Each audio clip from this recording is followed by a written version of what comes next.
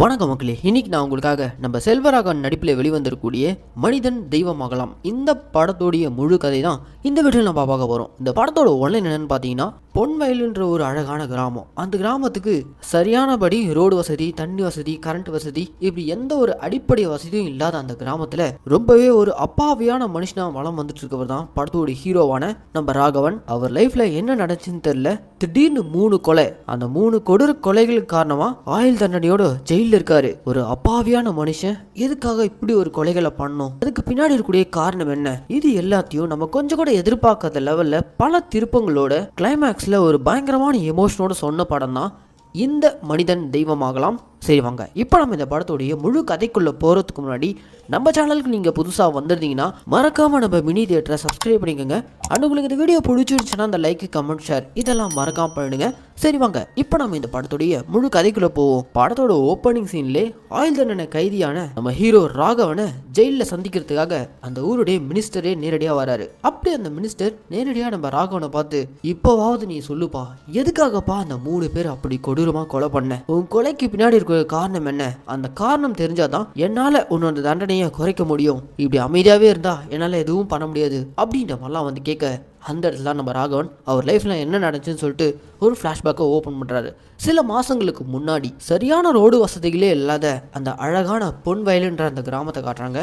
அந்த கிராமத்துல பெருசா சொந்த பந்தம் யாரும் இல்லைனா கூட அக்க பக்கத்துல இருக்கவங்களே சொந்தக்காரங்க மாதிரி ராகவனை பாத்துக்கிறாங்க. அந்த ஊர்ல அமுதான்ற ஒரு சின்ன பொண்ணு, அந்த சின்ன பொண்ணு ராகவனை மாமா மாமான்னு அவ்வளவு அழகா கூப்பிட்டு இருக்கோம். நம்ம ராகவனுக்கும் குட்டி பொண்ணு அமுதானா அவ்வளவு பிடிக்கும். கிட்டத்தட்ட அவருடைய பொண்ணு மாதிரி அவர் பார்த்துப்பாரு. ஓப்பனிங்லேயே ஒரு கல்யாண புரோக்கர் வந்து நம்ம ராகவனை பார்த்து, பக்கத்து ஊர்ல உனக்காக செல்வின்னு ஒரு பொண்ணை பார்த்துருக்கேன், அவங்க வீட்டுல உன் போட்டோ கேட்கறாங்கப்பா, தயவு செஞ்சு ஒரு போட்டோ எடுத்து கொடு அப்படின்ற மாதிரி வந்து கேட்டுட்டு இருக்க, அப்ப அந்த இடத்துல ராகவனுடைய க்ளோஸ் ஃப்ரெண்டான சுதாகர்னு ஒருத்தர் இருக்காரு. அவர் அந்த புரோக்கரை பார்த்து, ஏன்பா புரோக்கரே, நீயும் நம்ம ராகவனுக்கு பொண்ணா பார்த்துக்கிட்டு இருக்க, ஒண்ணு கூட செட் ஆக மாட்டேந்தே, இப்ப போட்டோ எடுத்து கொடுத்துட்டா மட்டும் அந்த பொண்ணை ஓகே பண்றீங்களா அப்படின்ற மாதிரிலாம் கேள்வி கேட்க, எப்பா முதல்ல கேள்வி கேட்காம போட்டோ எடுத்து கொடுங்கப்பா அப்படின்ற மாதிரி அந்த புரோக்கர் கேட்க, அப்ப அங்க ராகவன் கூட விளையாடிக்கிட்டு இருக்க குட்டி பொண்ணான அமுதா அவளுடைய ஃப்ரெண்ட்ஸ் எல்லாம் சேர்ந்துட்டு, எங்க மாமாவை நாங்களே டவுனுக்கு கூட்டு போயிட்டு ஒரு சூப்பரான போட்டோவை எடுத்து கொடுக்குறோம் அப்படின்னு மாதிரி இந்த சின்ன பசங்க எல்லாம் சேர்ந்துதான் நம்ம ராகவனை கூட்டிட்டு போயிட்டு போட்டோஸ் எல்லாம் எடுத்துட்டு வந்து கொடுக்குறாங்க. அதுக்கப்புறம் நம்ம ராகவன் அவருடைய வேலைக்கு போயிடுறாரு. இவரும் இவருடைய ஃப்ரெண்டான சுதாகரும் சேர்ந்து என்ன வேலை பார்த்துட்டு இருக்காங்கன்னா,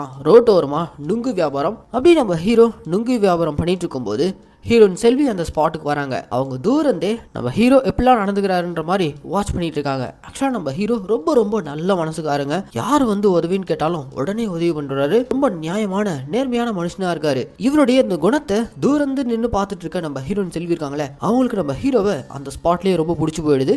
அடுத்த சீன்லயே செல்வியோட அண்ணா நம்ம ஹீரோனை கூப்பிட்டு, ஏமா நீ இவனுக்கு ஓகே சொல்லியிருக்க அப்படின்ற மாதிரி ஹீரோவுடைய போட்டோ காமிச்சு, இவன் ஆளும் மூஞ்சும் இவன் செய்யற வேலை கூட சரியில்லை, இவனை நம்பி எப்படிமா உனக்கு கல்யாணம் பண்ணி கொடுக்கறது அப்படின்ற மாதிரிலாம் கேட்க, அதுக்கு நம்ம ஹீரோயின், ஆள் பாக்குறதுக்கு எப்படி இருக்காருன்னு முக்கியம் இல்ல, அவருடைய மனசு எப்படி இருக்குன்னு தான் பார்க்கணும், அவருக்கு குழந்தை மாதிரியான மனசு, கண்டிப்பா என்ன கடைசி வரைக்கும் நல்லா பார்த்துப்பாரு, அவர் தான் எனக்கு கரெக்டானவர், ஸோ அவரை தான் நான் கல்யாணம் பண்ணிக்கலாம் முடிவில் இருக்கேன் அப்படின்ற மாதிரிலாம் ஹீரோயின் சொல்ல, சரி ஓகேமா உன்னுடைய ஆசைப்படியே அந்த ராகவனுக்கே உனக்கு கல்யாணம் பண்ணி வைக்கிறோம் அப்படின்ற மாதிரிலாம் சொல்றாங்க. அவள் தாங்க அப்படியே கட்டினா இந்த பக்கம் புரோக்கர் இந்த நல்ல செய்தியை நம்ம ஹீரோ கிட்ட வந்து சொல்ல, என் போட்டோவை பார்த்து ஓகே பண்ணிருக்காங்களா அப்படின்ற மாதிரி ஹீரோ சந்தேகத்தோடவே பாக்குறாரு. சுத்தி இருக்கிறவங்களாம் பரவாயில்லையே, கடைசியில ராகவனுக்கும் பொண்ணு செட் ஆயிடுச்சு, சரி ராகவனுக்கு பார்த்துருக்க பொண்ணுடைய போட்டோ எங்க, மாப்பிள்ளை போட்டோ மட்டும் அவங்க கேட்டு வாங்கினாங்களே, பொண்ணு போட்டோ எங்க அப்படின்ற மாதிரி புரோக்கர் கிட்ட கேட்க, ஐயோ பொண்ணுடைய போட்டோ நான் கேட்டு வாங்கலையேப்பா, சரி ஓகே ஒன்றும் பிரச்சனை இல்லை, எங்க மாமாக்கு பார்த்துருக்க பொண்ணு எப்படி இருக்குன்னு நாங்க போய் பார்த்துட்டு வந்துடும் அப்படின்ற மாதிரி இந்த குட்டி பொண்ணு அமுதா அவருடைய ஃப்ரெண்ட்ஸ் எல்லாரும் கிளம்பி நேரா நம்ம ஹீரோயின் வீட்டுக்கு வராங்க. நாங்க மாப்பிள்ளை வீட்டுல இருந்து வந்திருக்கோம்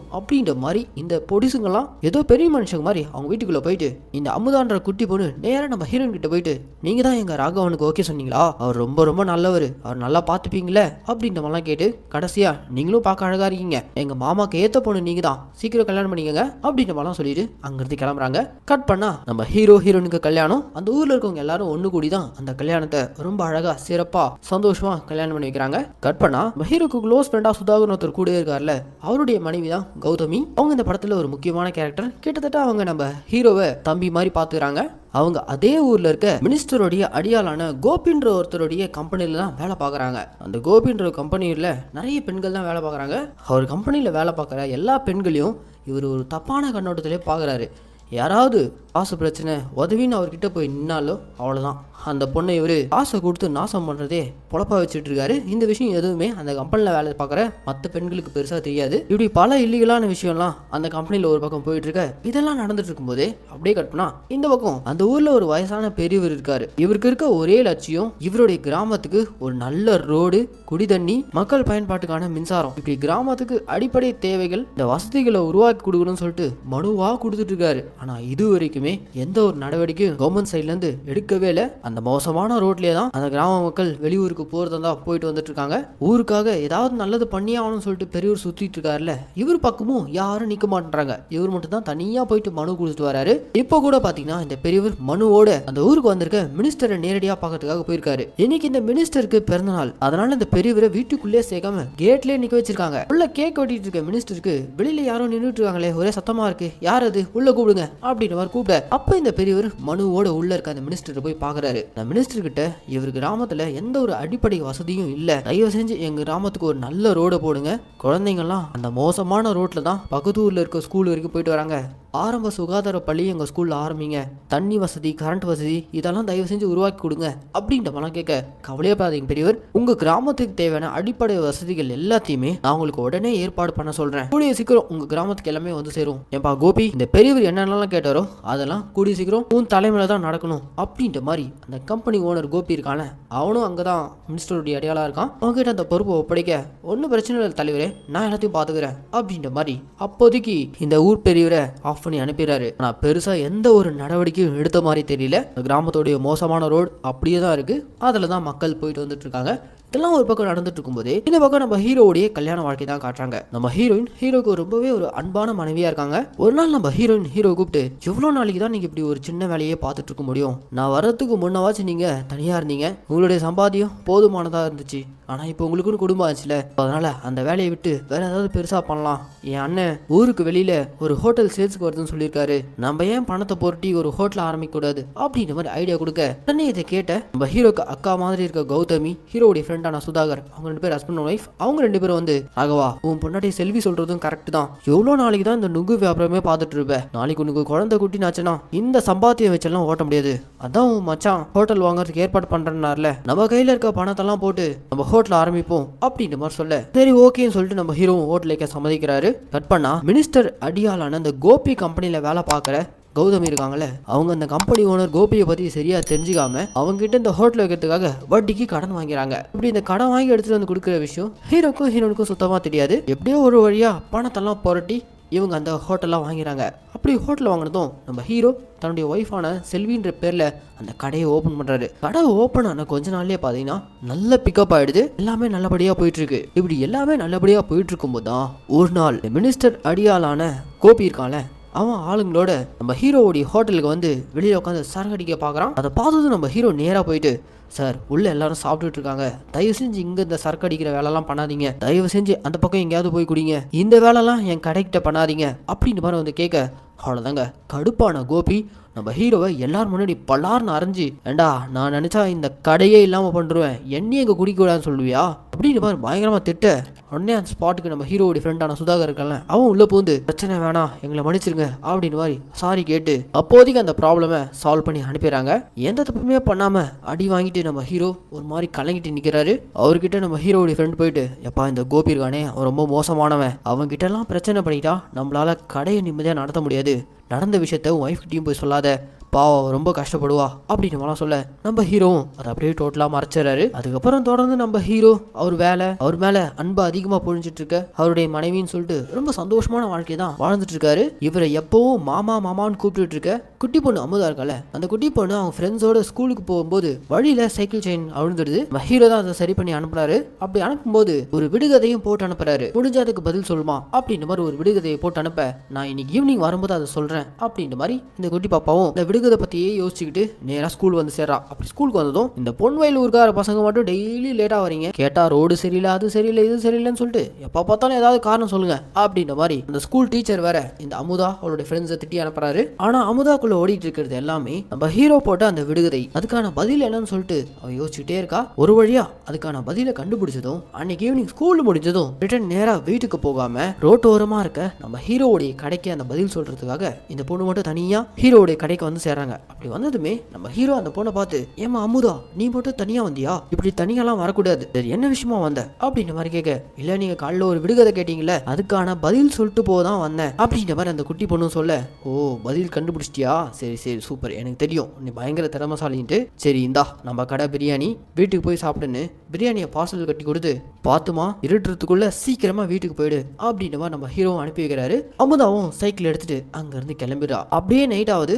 அமுதாவுடைய அம்மா நம்ம ஹீரோயின் கிட்ட வந்து, அமுதா உங்க வீட்டுக்கு வந்தாளா அப்படின்ற மாதிரி கேட்க, இல்லையே எங்க வீட்டுக்கு வரலையே, இல்ல ஸ்கூல்ல இருந்து இன்னும் வரல, ஒருவேளை உங்க வீட்டுல தான் இருப்பாளோ அப்படின்ற மாதிரி பார்க்க வந்தேன் அப்படின்ற மாதிரி அமுதாவுடைய அம்மா சொல்ல, அப்பா அங்க இருக்க அமுதாவுடைய ஃப்ரெண்ட்ஸ் எல்லாம் சேர்ந்துட்டு ஸ்கூல் முடிச்சதும் நாங்களாம் வீட்டுக்கு வந்தோம், ஆனா அமுதா தான் ராகவன் மாமா போய் பாக்குறேன்ட்டு கடைக்கு போனா அப்படின்ற மாதிரி அவன் ஃப்ரெண்ட்ஸ் எல்லாம் சொல்ல, உடனே நம்ம ஹீரோக்கு கால் பண்ணி அமுதா அங்க வந்தாலான்ற மாதிரி கேட்க, ஆமா ஈவினிங் இங்க வந்தா, உடனே அனுப்பிட்டேனே, ஆனா புள்ள இன்னும் வீட்டுக்கு வரல அப்படின்னு சொன்னதும் அவ்வளவுதாங்க நம்ம ஹீரோ உடனே தான் ஃப்ரெண்டை கூட்டிட்டு அந்த ஏரியா முழுக்க தேடுறாரு.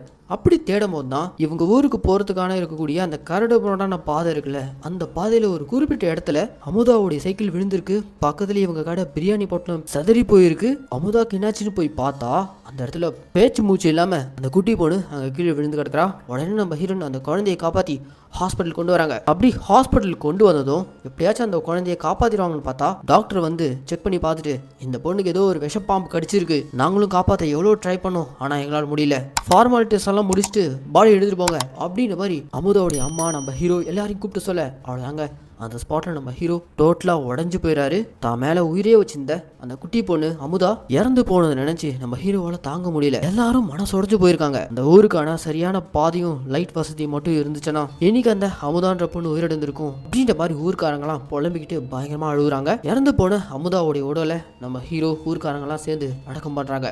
இங்க போறாங்க இன்டர்வல். இதுக்கப்புறம் தாங்க இந்த படத்துல பல சுவாரஸ்யமான சம்பவங்கள்லாம் கொட்டி கிடக்கு. அமுதான்ற அந்த குட்டி பொண்ணுக்கு உண்மையிலேயே பாம்பு கடிச்சு தான் இறந்தாலா, அந்த கிராமத்துக்கு தேவையான அடிப்படை வசதிகள்லாம் கடைசியில் வந்துச்சா, எல்லாம் தாண்டி கொடூரமான 3 கொலைகள் நம்ம ஹீரோ எதனால பண்ணாரு, இப்படி பல கேள்விகளுக்கு செகண்ட் ஹாஃப்ல தான் பயங்கர எமோஷனோட ட்விஸ்ட் அண்ட் டர்ன்ஸோட சொல்லியிருக்காங்க. ஸோ இந்த வீடியோவை ஸ்கிப் பண்ணாம முழுசா பாருங்க. இப்போ இன்டர்வலுக்கு அப்புறம் என்ன நடக்குதுன்னா, அந்த ஊர்லேயே கலகலன்னு எல்லார் கூடயும் சிரிச்சு பேசிட்டு சந்தோஷமா ஸ்கூல் போயிட்டு வந்த அமுதான்ற அந்த குட்டி பொண்ணு இறந்ததுக்கு அப்புறம் எல்லாரும் சோகத்தில் மூழ்கி இருக்காங்க. அதுலேயும் குறிப்பாக நம்ம ஹீரோ அமுதாவோட இழப்புலேருந்து மீண்டு வர முடியாம முறையாக கல்லு கடைக்கு போயிட்டு சரக்கு அடிச்சுட்டு இருக்காரு. அப்போ அந்த ஊருடைய பிரிவு இருக்கார்ல, அவர் வந்து, டேய் நீங்கள்லாம் சேர்ந்து தானே அந்த குழந்தைய கொண்டுட்டீங்க, நான் மட்டும் தனியாக போயிட்டு இந்த ஊருக்கு நல்ல ரோடு வரணும், மின்சார வசதி வரணும்னு சொல்லிட்டு போராடிக்கிட்டு இருக்கேன், ஒருத்தனை என் பக்கம் வந்து நிற்கல, அந்த வசதிகள்லாம் இந்த ஊருக்கு இருந்துச்சுன்னா கண்டிப்பாக அந்த குழந்தை இன்னைக்கு உயிர் பழிச்சிருக்கும், எல்லாரும் சேர்ந்து அந்த குழந்தையை கொண்டுட்டீங்களடா அப்படின்ற மாதிரி அந்த பெரியவர் ஒரு பக்கம் விரக்தியை கூட்டிட்டு போறாரு. இதெல்லாம் நம்ம ஹீரோ காதில் விழுந்து இன்னமும் மனசு உடஞ்சு போயிடாரு. அதுக்கப்புறம் அந்த ஸ்பாட்ல இருக்க ஹீரோடைய ஃப்ரெண்டான சுதாகர் தான் அவரை கூட்டிட்டு வீட்டுக்கு கொண்டு வந்து விடுறாரு. வீட்டில் இருக்க இவருடைய மனைவியும் இவருடைய கஷ்டத்தை புரிஞ்சுக்கிறாங்க. கட்பனா அடுத்த நாள் காலையில் எந்திரிச்சதுமே நம்ம ஹீரோ கடை திறக்கிறதுக்கு போகாம அந்த ஊருக்காக அடிப்படை வசதிகள் கொண்டு வந்தே ஆகணும்னு சொல்லிட்டு போராடிக்கிட்டு இருக்க பெரியவர் இருக்கார்ல, அவரை கூட்டிட்டு வாங்க நம்ம திரும்பவும் போயிட்டு மினிஸ்டரை நேரில் போய் சந்திப்போம் அப்படின்னு மாதிரி அவருடைய வீட்டுக்கு தான் போயிருக்காங்க. வீட்டில் அந்த மினிஸ்டர் இந்த பெரியவரை பார்த்ததும், வாங்க வாங்க பெரியவரே, என்ன உங்க ஊர்ல எல்லா வேலைப்பாடுகளும் நடந்துட்டு இருக்கா, அதுக்கு நன்றி சொல்லிட்டு போதான் வந்தீங்களா அப்படின்னு மாதிரி அந்த மினிஸ்டர் கேட்க, இல்ல சார் எதுவுமே இன்னும் நடக்கல, சரியான ரோடு வசதியும் மின்சார வசதியும் இல்லாதனால நேத்து கூட ஒரு சின்ன குழந்தை பாம்பு கடிச்சு இறந்து போயிடுச்சு சார் அப்படின்ற மாதிரி பெரியவர் கூட பண்ண நம்ம ஹீரோ சொல்ல, இதெல்லாம் கேட்டுட்டு இருக்க மினிஸ்டரா அங்க இவருடைய ரைட் ஹேண்ட் மாதிரி இருக்க அந்த கோபியை கூப்பிட்டு பலார்னு ஒன்று அரைஞ்சி, நான் தான் அந்த கிராமத்துக்கு தேவையான எல்லா ஏற்பாடுகளும் பண்ணுங்கன்னு சொல்லிட்டு அப்ரூவல் கொடுத்துட்டு போயிருந்தேன், இன்னும் வேலை தொடங்கலையா, அடுத்த 48 மணி நேரத்துக்குள்ள அந்த கிராமத்துக்கு தேவையான எல்லா வசதிகளும் வந்தாகணும் அப்படின்ற மாதிரி அந்த கோபியை பிடிச்சி அடிக்க, அவ்வளோதாங்க அந்த ஸ்பாட்ல அந்த கோபியை நம்ம ஹீரோவை பார்த்து முறைக்கிறான். மினிஸ்டர் வீடியோ வந்து போட்டு கொடுத்தது மட்டும் இல்லாம எல்லாரும் முன்னாடி நம்மளை அடிச்சு அசிங்கப்படுத்தினானே, இதுக்கு எல்லாத்துக்கும் காரணம் இந்த ராகவன் தான் அப்படின்ற மாதிரி நம்ம ஹீரோவை பார்த்து அந்த கோபின்றவன் முறைச்சிக்கிட்டே இருக்கான். அப்படியே கட் பண்ணா இந்த பக்கம் போன வேலை முடிஞ்சதும் நம்ம ஹீரோ அந்த பெரியவரை திரும்ப ஊருடைய என்ட்ரன்ஸ்ல வந்து விட, தம்பி இப்பதான் நீ முறையா நம்ம கிராமத்துக்கு ஏதாவது நல்லது பண்ணணும்னு என் கூட வந்திருக்க. என்னைக்குமே நம்ம பிறந்த ஊரை நம்ம தான் பாத்துக்கணும். நம்ம ஊருக்கு தேவையான வசதிகளை நம்மளே செஞ்சுக்கலாம், அப்புறம் வேற யாரும் வந்து செய்வா. ஊருக்கு ஒண்ணுனா இன்னைக்கு நீ வந்து நின்னா பாத்தியா, அந்த மாதிரி எல்லாரும் வந்து நிக்கணும்பா. அப்பதான் இந்த அழகான ஊரை அடுத்த தலைமுறைக்கு அப்படியே அவங்களுக்கு கொடுத்துட்டு போக முடியும் அப்படின்ற மாதிரிலாம் அந்த பெரியவர் அவருடைய மனசுல இருந்து பேசிட்டு போறாரு. அதுக்கப்புறம் நம்ம ஹீரோ அவர் வேலை பார்க்கறதுக்காக ஹோட்டலுக்கு வந்துடுறாரு. இந்த பக்கம் நம்ம ஹீரோ வீட்டு பக்கத்துல இருக்க கௌதமி இருக்காங்கல்ல, அவங்க ஒரு மாதிரி நடுங்கிட்டே வராங்க. இதை ஹீரோன்னு பாக்குறாங்க. என்னாச்சுக்கா, ஏன் ஒரு மாதிரி இருக்கீங்க, என்ன பிரச்சனை, உடம்பு சரியில்லையா அப்படின்ற மாதிரி கேட்க, அப்பதான் இவங்க கம்பெனில ஹோட்டல் வைக்கிறதுக்காக இந்த ரவுடி பயப்புல கோபி கிட்ட வட்டிக்கு கடன் வாங்கின விஷயத்த பத்தி சொல்றாங்க. கடனை திருப்பி கொடுக்கலனா மேல கை வைப்பன்ற மாதிரி அவன் அசிங்கமா பேசிக்கிறதா சொல்றாங்க. இதெல்லாம் கேட்டதும் நம்ம ஹீரோன் ஒன்னும் கவலைப்படாதீங்க, உங்க கடன் பிரச்சனையை நான் சால்வ் பண்றேன் அப்படின்ற மாதிரி ஹீரோன் சொல்றாங்க. அப்படியே கட் பண்ணா இந்த பக்கம் ஹீரோ மேல கொலை வெறியில இருக்க இந்த கோபி இருக்கான, அவன் ஆளுங்களோட நேராக நம்ம ஹீரோவுடைய கடைக்குள்ளே போயிட்டு கஸ்டமர்ஸ் எல்லாம் அடித்து விரட்டி விட்டது மட்டும் இல்லாமல் நம்ம ஹீரோ போட்டு அடி போலம் பொழந்து ஹோட்டலை விட்டே வெளியே தள்ளி ஹோட்டலே அடிச்சு நொறுக்கி விட்டு போயிடறான். அவன் ஹோட்டலை இப்படி ரவுடி கும்பலை வச்சு இந்த கோபி நாசம் பண்ணிட்டு போயிட்டானேன்னு சொல்லிட்டு ஹீரோ அப்படி கண்கலங்கிட்டு இருக்க, அப்பவும் ஸ்பாட்ல நம்ம ஹீரோயின் வந்து ஹீரோ கூட ரொம்ப சப்போர்ட்டிவா கூடவே நின்று, இதுக்கப்புறம் நம்ம அவன் பிரச்சனைக்கெல்லாம் எதுவும் போவேணாப்பா, நம்ம வேலையை பார்ப்போம்னு சொல்லிட்டு சமாதானப்படுத்துறாங்க. இந்த பக்கம் அந்த பெரியவர் வந்து, போதும்பா, ஒரே ஒரு நாள் தான் என் கூட பொது பிரச்சனைக்காக வந்தேன், ஆனா இன்னைக்கு அவனுக்கு உன் தொழில கை வச்சிட்டானுங்களே, இதுக்கப்புறம் நானே தனியா போராடிக்கிறேன் அப்படின்ற மாதிரி அந்த பெரியவரும் சொல்றாரு. இதெல்லாம் ஒரு பக்கம் நடந்துட்டு இருக்கும்போதே ஹீரோயின் மயங்கி விழுந்துட்டாங்கன்னு சொல்லிட்டு ஹீரோ வந்து கூப்பிட்டு போறாங்க. என்ன எதுன்னு போய் பயத்தோட பார்த்தா ஹீரோயின் கர்ப்பமா இருக்காங்களாம். இவங்களுக்கு குழந்தை பிறக்க போகுது. அவ்வளவுதாங்க, நம்ம ஹீரோ பயங்கர ஹாப்பி. பிறக்க போற குழந்தைக்காக இப்பத்துல இருந்தே நம்ம ஹீரோ கடுமையா உழைச்சி சேர்க்க ஆரம்பிக்கிறாரு. இப்படி ஒரு ஹோட்டல் வேலைன்னு போயிட்டு இருக்கும்போது தான் ஒரு நாள் நைட் நம்ம ஹீரோயின், எனக்கு எமர்ஜென்சியா ஒரு 50,000 வேணுங்க அப்படின்ற மாதிரி பணம் கேட்க, நம்ம ஹீரோ கொஞ்சம் கூட யோசிக்காம அவர் சேர்த்து வச்சிருக்க பணத்துல இருந்து 50,000க்கு மேலேயே இருக்கு, இந்த வச்சுக்கோமா அப்படின்ற மாதிரி கையில கொடுக்க, ஏன் எதுக்குன்னு ஒரு வார்த்தை கூட கேட்க மாட்டீங்களா அப்படின்ற மாதிரி ஹீரோயின் கேட்க, இதெல்லாம் உன்னுடைய பணமா, நான் எதுக்காக காரணத்தை கேட்டு உங்ககிட்ட பணம் கொடுக்கணும், இந்த வச்சுக்கோ அப்படின்ற மாதிரி பணத்தை கொடுக்குறாரு. இந்த அளவுக்கு இவரு நல்ல குணத்தோட அப்பாவியா இருக்காருன்னு சொல்லிட்டு ஹீரோயின் அப்படியே யோசிக்கிறாங்க. ஆக்சுவலா அந்த பணத்தை நம்ம ஹீரோயின் எதுக்காக வாங்கியிருப்பாங்கன்னா, பக்கத்து வீட்டு கௌதமி அவங்க அந்த கம்பெனி ஓனரான அந்த கோபின்றவங்க கிட்ட வட்டிக்கு கடன் வாங்கியிருப்பாங்கல்ல, ஸோ அந்த பணத்தை திருப்பி கொடுக்கறதுக்கு தான் இவங்க அந்த காசையை வாங்கியிருப்பாங்க. அந்த பணத்தை திருப்பி கொடுக்க போன இடத்துல ஏதோ ஒரு சம்பவம் நடந்திருக்கு. அது என்னன்னு சொல்லிட்டு இங்கே இன்னும் நமக்கு கிளியராக காட்டல. கட் பண்ணால் அடுத்த நாள் நம்ம ஹீரோ ஹோட்டலில் வேலை பார்த்துட்டு இருக்கும்போது திடீர்னு வீட்டிலேருந்து ஒரு ஃபோன் கால். உடனே நீ வீட்டுக்கு வா அப்படின்ற மாதிரி கூப்பிட, நம்ம ஹீரோ பாதிரி அடிச்சுட்டு வீட்டுக்கு போகிறாரு. வீட்டுக்கு போய் பார்த்தா அங்கே இவங்க வீட்டு வாசலில் இவங்க மனைவி இறந்து பணமாக இருக்காங்க. நம்ம ஹீரோக்கு ஒன்றுமே புரியல, என்ன ஆச்சுன்னு கேட்கும்போது தான் ஹீரோயின் செல்வி தற்கொலை பண்ணி இறந்து போயிட்டாங்களாம். இந்த மரணத்தை நம்ம ஹீரோவால ஏத்துக்கவே முடியல. நான் அவளை சந்தோஷமா தான் நான் பார்த்துட்டேன், எதுக்கு தற்கொலை பண்ணிக்கணும் அப்படின்ற மாதிரி அவர் அழுது பிறந்துட்டு இருக்காரு. அப்போதான் பக்கத்து வீட்டு கௌதமி வந்து என்ன நடந்துச்சுன்னு சொல்லிட்டு இங்க அந்த பிளாஷ்பேக்கை ரிவீல் பண்றாங்க. அந்த பிளாஷ்பேக்ல ஹீரோயின் கௌதமி இவங்க 2 பேரும் அந்த கோபின்றவங்க கிட்ட வாங்கின அந்த பணத்தை ரிட்டர்ன் கொடுக்கறதுக்காக போயிருக்காங்க. அப்படி போன இடத்துல, ஏண்டா வட்டிக்கு உங்ககிட்ட பணம் வாங்கினா காசு கொடுக்கலன்னா பொம்பளைங்க மேல கை வைப்பியா, அவனை இனியும் நீ இந்த வேலைலாம் பண்ணிட்டு இருந்த போலீஸ்ல கம்ப்ளைண்ட் கொடுத்துருவேன் அப்படின்ற மாதிரி நம்ம ஹீரோயின் அந்த கோபின்றவனை பயங்கரமா போட்டு மிரட்டிட்டு அவன் மூஞ்சில பணத்தை தூக்கி அடிக்க, கடுப்பான அந்த கோபி, இங்க என்ன வட்டிக்கு விடுற பிசினஸா பண்ணிட்டு இருக்கேன், பணத்தை கொடுத்து இந்த ஊர் பொம்பளைங்களை அனுபவிக்கிறதா என்னுடைய வேலையே அப்படின்ற மாதிரி அவன் ஆளுங்களை வச்சு மிரட்டி ஹீரோனை வலுக்கட்டாயமா தூக்கிட்டு பெட்ரூம்குள்ள போயிட்டு கொடூரமா ஹீரோனை நாசம் பண்ணியிருக்கான். அதை வீடியோ வேற எடுத்திருக்கான். இதனாலதான் மனசொடைஞ்சு போன நம்ம ஹீரோன் ரிட்டர்ன் வீட்டுக்கு வந்ததும் தற்கொலை பண்ணி இறந்திருக்காங்க. இன்ஃபேக்ட் அந்த ஊருடைய பல பெண்களுடைய இறப்புக்கு காரணமே இவன் தான். அதுலயும் குறிப்பா ஸ்கூல் பொண்ணான அமுதான்ற அந்த குட்டி பொண்ணு பாம்பு கடிச்சாலாம் இறந்து போலைங்க. இந்த வெறி பிடிச்ச கோபி அவனால் தான் அந்த பொண்ணு இறந்துருக்கு. எஸ், கடையிலேருந்து ரிட்டர்ன் வீட்டுக்கு போன அந்த அமுதான்ற குழந்தையும் இவன் தான் கடத்தி கொண்டு போயிட்டு நாசம் பண்ணியிருக்கான். இந்த விஷயம்லாம் தெரிஞ்சுக்கிட்ட நம்ம ஹீரோ வெறியோட கிளம்பி நேராக கோபியோட இடத்துக்கு போறாரு. அங்கே போனதும் அவனை போட்டு பொழந்து மரம் இருக்கிற ரம்பத்தால அவன் கழுத்தை வெட்டி எடுக்கிறாரு. அப்படி அவனை வெட்டது மட்டும் இல்லாமல் இவன் கூடவே இவன் பண்ண கிரைம்க்கெல்லாம் உறுதுணையாக இருந்த டாக்டர், இன்ஸ்பெக்டர், அவனுக்கு 2 பேரையும் தேடி கண்டுபிடிச்சி அந்த டாக்டரோட தலையும் வெட்டுறாரு. எதுக்காக அந்த டாக்டரோட தலையை வெட்டுறாருனா, குட்டி பொண்ணு அமுதாவோடைய பாடியை போஸ்ட்மார்ட்டம் பண்ணியிருந்தாலே உண்மை வெளிவந்திருக்கும். ஆனால் ஒழுங்கானபடி போஸ்ட்மார்ட்டம் பண்ணாம இது ஒரு பாம்பு கடின்ற மாதிரி கேஸையே க்ளோஸ் பண்ணிருப்பான். ஸோ அதனால அந்த டாக்டரையும் ஒரு போடு, இந்த கோபி கிட்ட பணம் வாங்கிட்டு அவன் பண்ண அந்த கிரைம்க்கெல்லாம் எதையுமே தட்டி கேட்காம இருந்த அந்த ஊருடைய இன்ஸ்பெக்டரையும் போடுற விதமா போலீஸ் ஸ்டேஷன் கையில் ஒரு மூட்டையோடு போயிடுறாரு. என்னடா மூட்டை அப்படின்னு சொல்லிட்டு பிரிச்சு பார்த்தா உள்ள 2 பேர்த்தோட தலை இருக்கு. 3ஆவதா அந்த இன்ஸ்பெக்டர். இப்படிதான் 3 பேரை வெட்டி வீசி வீசிட்டு நம்ம ஹீரோ ஜெயிலுக்கு வந்திருக்காரு. இப்படி இவர் லைஃப்ல நடந்த எல்லாத்தையுமே மினிஸ்டர் கிட்ட சொல்ல, எப்பா ராகவா, பண்ண கிரைம் எல்லாமே அந்த கோபி நீ விட்டுருந்தாலும் நான் அவனை சும்மா விட்டுருக்க மாட்டேன், நானே அவனை என் கையில போட்டிருப்பேன், இப்போ கூட ஒன்றும் பிரச்சனை இல்லை, உனக்காக நான் ஜட்ஜி கிட்ட பேசி தண்டனை குறைக்க சொல்றேன் அப்படின்ட்டு அவெல்லாம் கேட்க, அதுக்கு நம்ம ஹீரோ, இல்லை சார் அதெல்லாம் எதுவும் வேணாம், என் ஊருக்கு தேவையான அடிப்படை வசதிகள் மட்டும் செஞ்சு கொடுங்க சார், அது போதும் எனக்கு அப்படின்னு மாதிரி சொல்லிட்டு கடைசியா ஹீரோயின் அஸ்தியை கரைக்கிறதுக்காக ஸ்பெஷல் பெர்மிஷன்ல நம்ம ஹீரோ வெளியே வந்து ஹீரோயின் அஸ்தியை கரைக்கிறாரு. அப்படி ஹீரோயின் அஸ்தியை கரைக்கும் போது நம்ம ஹீரோயினே நினைச்சிட்டு பயங்கர எமோஷனோட ஹீரோயின் இல்லாத இந்த உலகத்துல அவருக்கும் வாழ பிடிக்காம அங்கிருந்து கிளம்பி அப்படியே திரும்ப ஜெயிலுக்கே போறாரு. அப்படியே கட் பண்ணா சில நாட்கள்லே அந்த ஊருக்கு தேவையான அடிப்படை வசதிகளான நல்ல ரோடு, மின்சார வசதி இப்படி எல்லாமே வந்து சேருது. அதுக்கப்புறம் அந்த கிராமத்தை சேர்ந்த குழந்தைங்கள்லாம் சந்தோஷமா ஸ்கூலை நோக்கி அவங்க கிராமத்துக்கு வந்திருக்க அந்த புது ரோட்ல சைக்கிள் மிதிச்சுட்டு போக அப்படி இந்த படத்தையும் முடிக்கிறாங்க. என்ன மக்களே, இந்த மனிதன் தெய்வமாகலாம்ன்ற படத்துக்கு நான் கொடுத்த வாய்ஸ் ஓவர் கண்டிப்பாக உங்களுக்கு பிடிச்சிருக்குன்னு நான் நம்புகிறேன். இதே மாதிரி தொடர்ந்து நம்ம மினி தியேட்டரில் ரிலீஸ் ஆகக்கூடிய படங்களெல்லாம் நீங்கள் பார்க்கணுன்னு ஆசைப்பட்டீங்கன்னா மறக்காமல் நம்ம மினி தியேட்டரை சப்ஸ்கிரைப் பண்ணிக்கோங்க. உங்களுக்கு இந்த வீடியோ பிடிச்சிருந்துச்சுன்னா அந்த லைக்கு, கமெண்ட், ஷேர் இதெல்லாம் மறக்காமல் பண்ணிடுங்க.